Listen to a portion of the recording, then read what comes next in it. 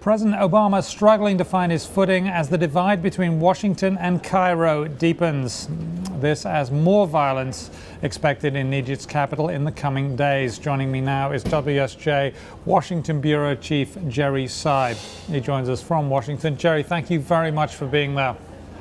Sure, Simon. So, Jerry, this is a tightrope that has to be walked carefully by the president. How does he wind his way along that tightrope? How does he close the divide? How does he make this work?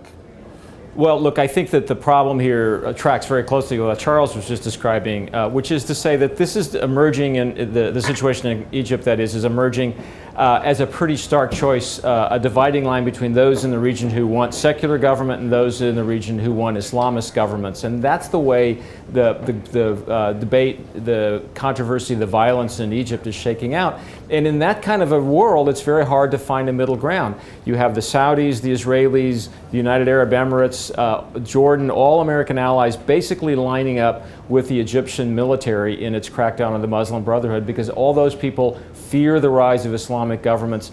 They're increasingly seeing Egypt as the crucible in that struggle. And on the other side is the Muslim Brotherhood, and it does not appear as if the military in Egypt wants a compromise with the Brotherhood. It wants to squelch the Brotherhood. It wants to drive it out of business. So the middle ground that President Obama has been looking for is very hard to find, and I don't think it's going to get a lot easier. And it's particularly tricky because the U.S. has this long history of saying we support democracy, we support representative government where that may be. At the same time, in the Middle East, you've also got Israel there, which needs the support of the U.S. and would certainly not welcome an Islamist government right on the border with Egypt there. So, I mean, is this a square? Is this a circle that can be squared?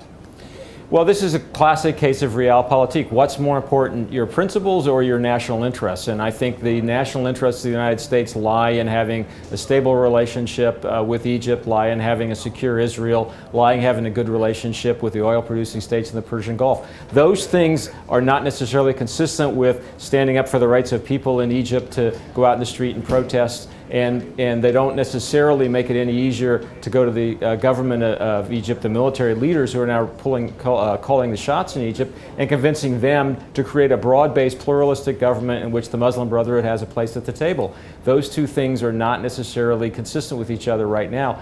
And again, to go back to the original point, if you're President Obama and you're trying to find a nice middle ground between those two things, there's not a lot of firm ground to put your foot on right now. Okay.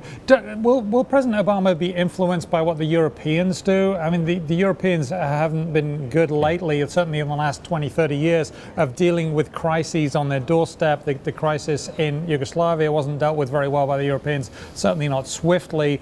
Can President Obama expect swift assistance from Europe? Well, look, I mean, the Europeans are going through the same agony that the president is. The EU is deciding right now, does it continue its aid program to Egypt? I think the reality of it is that in the context that we're talking about, the Europeans don't matter as much. The U.S. still matters in Egypt, even though its influence has probably been diminished, because it provides $1.3 billion a year in military aid. That means it provides all the hardware that the Egyptian military uses, the planes, the tanks, the helicopters, the guns, the Bradley fighting vehicles. All those things are American-made. You can't pull the plug on that if you're Egypt. Egypt needs the U.S. more than, as much as the U.S. needs Egypt in some ways, and more than the Egyptians need the Europeans. So the U.S. has a little more leverage, but also has a little more agonizing decision than the Europeans do. Okay. Tough decisions to be made. Thank you very much. Jerry Seib at the Wall Street Journal.